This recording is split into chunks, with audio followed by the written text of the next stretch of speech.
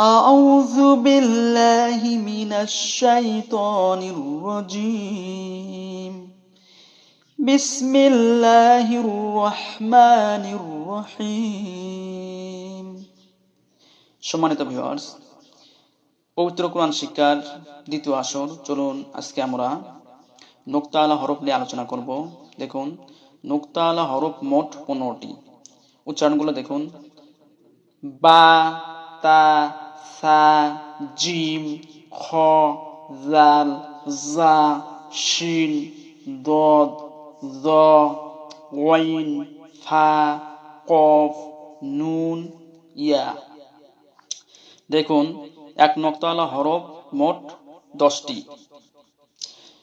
বা, জিম, খ, জাল, জা, দদ, জ, ওয়াইন, ফা, নুন।